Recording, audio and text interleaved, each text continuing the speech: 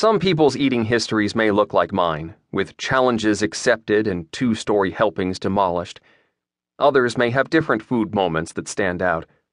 Memories of a grandmother's hedonistic Sunday meal, or a Twinkie packed in your lunch every day, or candy bars snuck into the house because they were forbidden. For most of us who've dealt with weight issues, except those whose weight was caused by a medical issue, food is our protagonist and our antagonist. The problem and the solution. The pleasure and the pain.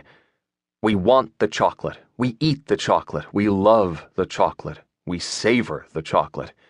We hate the chocolate.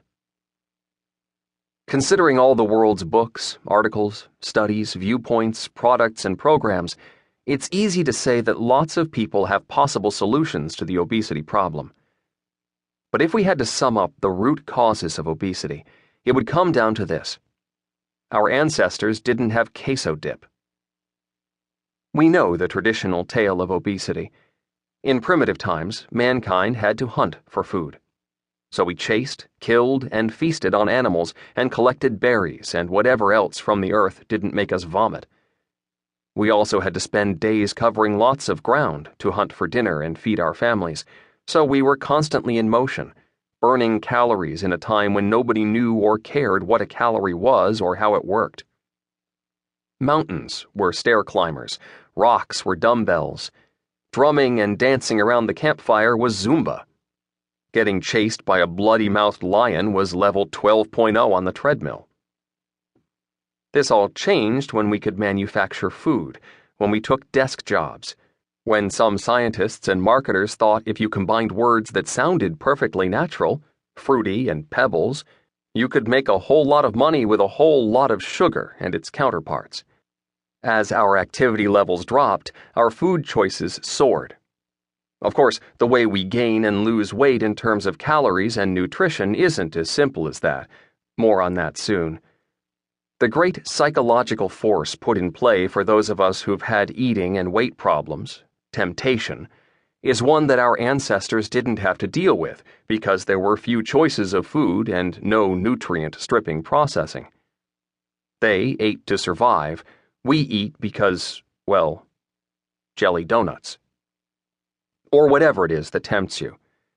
My current list of top temptations, which changes like stock prices: meatballs, pancakes, bacon cheeseburgers, tacos, various, Dairy Queen, all, peanut butter cups, whipped cream, icy coffee drinks, pretzel rolls, guacamole, and the finger food combo of onion and shredded cheese stuffed inside a black olive, eaten while preparing tacos. Oh, and a bagel with honey nut cream cheese. Are all these foods outright bad? Some would say yes, unequivocally. Some would say, not if you don't have a lot of them. But if you fall among the latter set, you'd say that the problem isn't the food, it's that you can get it any time, with zero restrictions. Eat however much you want. And for the love of big breakfasts, if a man wants some corned beef hash, a man is going to get some corned beef hash. Yet most of us aren't living a life in which we can eat whatever we want in whatever quantities we feel like and let either our metabolisms or our activities burn it all away. A few years ago, I pitched a story to Runner's World magazine called The Ultimate Guide to Pancakes. Seemed like a natural. Runners run, runners eat. When runners run, they eat pancakes.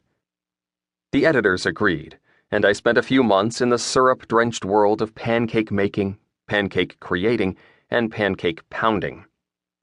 As perhaps the largest of all the regular Runner's World writers, hence the title of the Big Guy blog which I write, I thought this assignment was a natural, but it also worried me.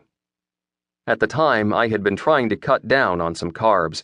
I don't outright forbid them, and I simply didn't log the miles or have the speed to eat a lot of extras while trying to lose weight. I traveled to Savannah, met up with a fun group, trotted out 4 miles, then had a morning meal at a place where the pancakes appeared to be the approximate size of a helipad. I left with